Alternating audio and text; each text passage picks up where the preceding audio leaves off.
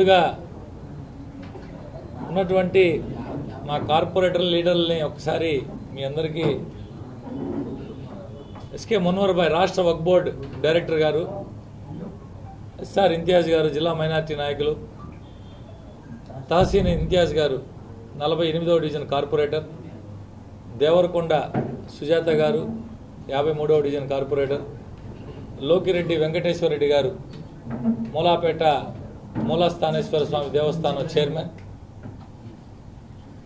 అస్మా మైనుద్దీన్ గారు 52వ division corporator, సన్ను నాగమణి గారు 39వ division corporator, దార్ల వెంకటేశ్వర్లు గారు జిల్లా వైఎస్ఆర్ కాంగ్రెస్ పార్టీ నాయకులు, హాజీ గారు జిల్లా మైనార్టీ నాయకులు, ఇతర నాయకులందరూ కూడా ఉన్నారు.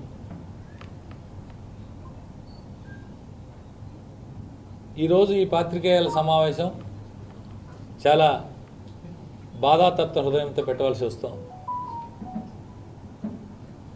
మేమందరం వైఎస్ఆర్ కాంగ్రెస్ పార్టీ పురుడు పోసుకున్న రోజు నుంచి పార్టీ కోసం పనిచేసినటువంటి కార్యకర్తలం, నాయకులం.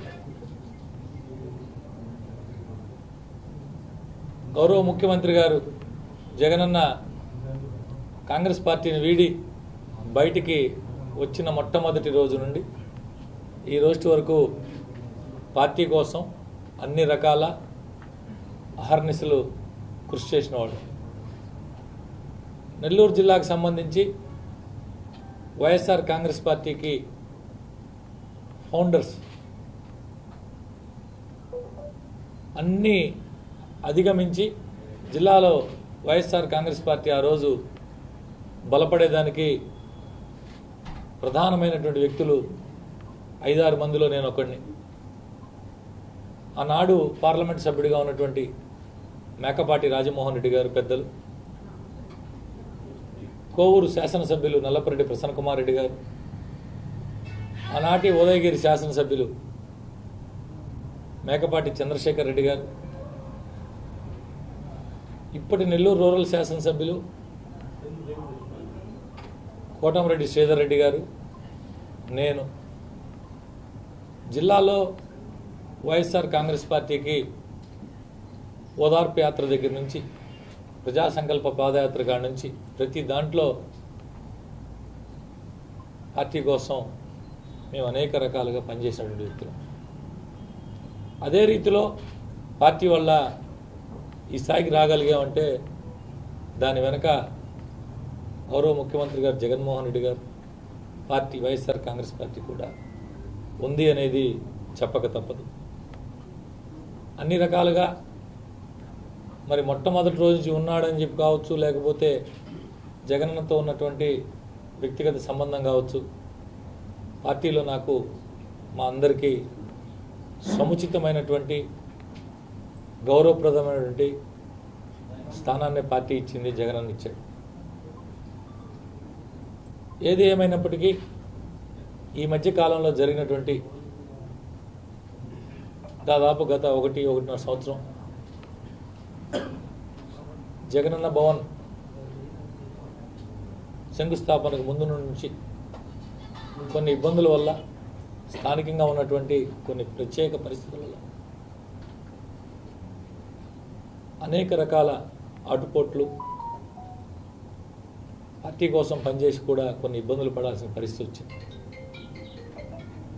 అన్నీ ఆలోచన చేసుకున్నాం. ఈ పార్టీ మాది, వైఎస్ఆర్ కాంగ్రెస్ పార్టీ మాది అని చెప్పి ప్రతిపక్ష పార్టీలతో, ఇతర పార్టీలతో సమయం సందర్భం వచ్చినప్పుడు పోరాడి అనేక రకాలుగా అనేక దగ్గరలో సమస్యల మీద పోరాటం చేసి ప్రతిపక్షంలో ఉన్నప్పుడు కౌన్సిల్ సమావేశం జరిగితే ప్రతి కౌన్సిల్ సమావేశంలో పార్టీ కోసం ఏదో ఒక ఇబ్బంది పడే పరిస్థితి. మా కార్పొరేటర్లు, అవతల కార్పొరేటర్లతో గొడవలు, జన్మభూమి కమిటీ సమావేశాల్లో గొడవలు, ఇట్లా అనేక ఇష్యూలు చేసుకొని అధికారం వచ్చిన తర్వాత కొంత రకరకాల కారణాలతో లాస్ట్ 1.5 సంవత్సరాల కాలం పాటు కొంత ఇబ్బందులకు గురైంది. ఉన్నటువంటి పరిస్థితుల దృష్ట్యా అన్ని రకాల ఆలోచన చేసుకొని ఇన్ని సంవత్సరాల కాలం పాటు మేము పనిచేసినటువంటి వైఎస్ఆర్ కాంగ్రెస్ పార్టీకి ఈరోజు మేమందరం రాజీనామా చేయాలని చెప్పి నిర్ణయం తీసుకోవడం జరిగింది. చాలామంది అనుకోవచ్చు, రకరకాలుగా అనుకోవచ్చు, ఎవడెవడి బాధ ఎవడెవడి ఇబ్బందులు వాళ్ళకే తెలుస్తాయి. ఎన్ని రకాలుగా అంటే మాలాంటి కార్యకర్తలు, మాలాంటి పార్టీ కోసం పరితపించే నాయకులు ఊరికే సెల్ ఫోన్లు తీసుకొని నోటికి వచ్చిన టైప్ చేసి పెట్టడం అవి కాకుండా క్షేత్రస్థాయిలో పనిచేసేటువంటి నాయకులు ఎక్కడ ఏ అవసరం వచ్చినా పార్టీ కోసం. కడప బై ఎలక్షన్లో జగనన్న పోటీ చేసినప్పుడు అక్కడ పోయి పనిచేసాం, వీరపనాయనపల్లి మండలం ఇన్ఛార్జిగా. తిరుపతి బై ఎలక్షన్లో పనిచేసాం, ఆత్మకూరు బై ఎలక్షన్లో పనిచేసాం. అన్న పార్టీ పెట్టిన తర్వాత కోవూరు బై ఎలక్షన్ వస్తే కోవూరు బై ఎలక్షన్లో పనిచేసాం. ఇక్కడ అక్కడ అని కాకుండా అన్న కోసం, పార్టీ కోసం ఇన్ని సంవత్సరాలు పనిచేసాం. సంతోషంగా పనిచేసిన ఇప్పుడు కూడా ఏ రకమైనటువంటి ఒక మాది పార్టీ, మేము పనిచేయాలా, మన కోసం మనం పని చేసుకోవాలని పనిచేసాం. కానీ ఈరోజు కొంత ప్రత్యేక పరిస్థితుల్లో, కొంత ఇబ్బందికర పరిస్థితుల్లో ఇన్ని సంవత్సరాల పాటు పనిచేసినటువంటి పార్టీకి రాజీనామా చేయాల్సిన తప్పనిసరి పరిస్థితి ఈరోజు వచ్చింది. ఎప్పుడో చిన్నప్పుడు చదువుకున్నాం కార్ల్ మార్క్స్ సిద్ధాంతం, కమ్యూనిస్టు యోధుడు కార్ల్ మార్క్స్ సిద్ధాంతం అప్పుడప్పుడు గుర్తుకొస్తూ ఉంది ఈ మధ్య. మార్పు సహజం, మార్పు అవసరం, మార్పు అనివార్యం. మాకు ఇప్పుడు అనివార్యమైంది. అంతకు మించి మేము ఎక్కువ మాట్లాడలేని పరిస్థితి కూడా. చాలామంది రకరకాలుగా అనుకోవచ్చు, పార్టీ అంటే కన్నతల్లితో సమానం.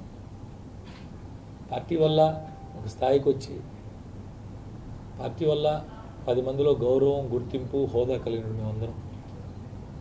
మరి ఈరోజు కన్నతల్లి లాంటి పార్టీని వదిలిపెట్టాలంటే మా అందరికీ కూడా ఒకంత ఇబ్బంది.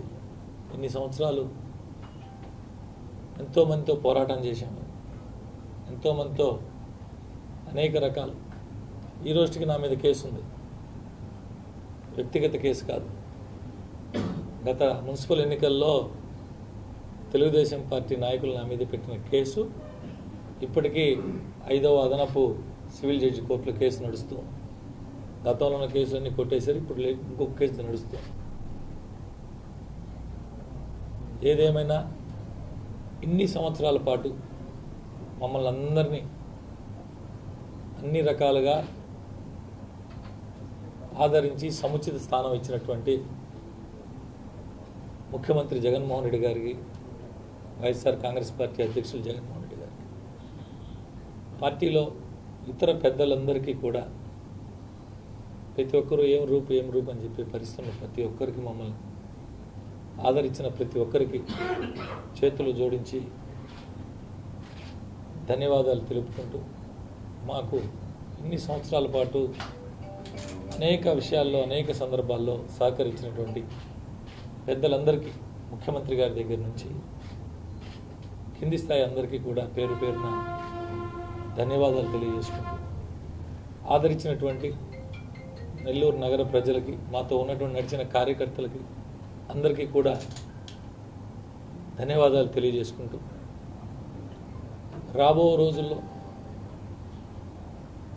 మీ అందరి ఆదరాభిమానం, మీడియా మిత్రులు ఎప్పుడు ఏ కార్యక్రమం చేపట్టినా 10 మందికి తీసుకెళ్లే దాంట్లో ప్రధాన భూమిక పోషించినటువంటి మీడియా సోదరులందరూ కూడా గడిచిన ఎన్ని సంవత్సరాల కాలం పాటు మాతో అన్ని రకాలుగా అండగా నిలిచిన మీడియా సోదరులందరికీ కూడా పేరు పేరున ధన్యవాదాలు తెలియజేసుకుంటూ రాబో రోజుల్లో కూడా మీ అందరి సహాయ సహకారాలు ఇలాగే ఉండాలని ఉంటాయని ఆశిస్తూ మీ అందరి దగ్గర సెలవు తీసుకుంటాం. కొద్ది రోజుల్లో మీరే చూస్తారు. ఏం చేయాలన్నా ఎలా చేయాలన్నా మీ అందరికీ తెలియపరిచే చేస్తాం. మీ అందరికీ తెలుసు. ఫుల్ టైం పొలిటీషియన్స్ నిద్రలేస్తే నిద్రపోయేదాకా రాజకీయం తప్ప ఏం తెలియదు. తెలిసిందల్లా ఇదే. ఉదయం 5ంటికి లేస్తే రాత్రి పడుకునేంత వరకు 10, 10:30 వరకు 11 వరకు తెలిసింది ఇదే. ఈ పరిస్థితుల్లో మా భవిష్యత్తు ఎలా ఏం చేయబోతున్నాం అనేది తొందరలోనే మీకు అందరికీ తెలియజేస్తాం. దాదాపుగా అందరి కళ్ళు కూడా చామర్చి ఉన్నాయి. ఎంతో భారమైనటువంటి హృదయం ఉన్నారు. ఎంతమంది మీతో నడిచే అవకాశం? అది నేను ఎలా చెప్పగలను? మా పని మేము చేసుకునేవాళ్ళమే. మాతో పని పడితే, మాకు అవసరం వస్తే మా దగ్గరికి ఎవరన్నా నాకు ఈ పని ఉందమ్మా అంటే వీళ్ళ మా ఫోన్ ఎత్తితే చాలు. అవతల ఫోన్ నెంబర్ మా దగ్గర ఉండి ఫోన్ ఎత్తగలిగితే చాలు. ఫోన్ పని చేసేవాళ్ళం, పని చేసినటువంటి వ్యక్తులు. రాజకీయాల్లో అనేకం ఉంటాయి, ఆటుపోట్లు ఉంటాయి. చాలామందిని చూసాం. పెద్ద పెద్ద భవిష్యత్తు ఎలా ఉంటుందో, ఎలా ఉండబోతుందో అన్నిటికీ కాలమే సమాధానం చెప్పాం. అంతకు మించి ఇప్పుడు ఈరోజైతే నా దగ్గర సమాధానం. దయచేసి అర్థం చేసుకోవాల్సిందిగా మీడియా మిత్రులందరికీ ప్రార్థిస్తాం.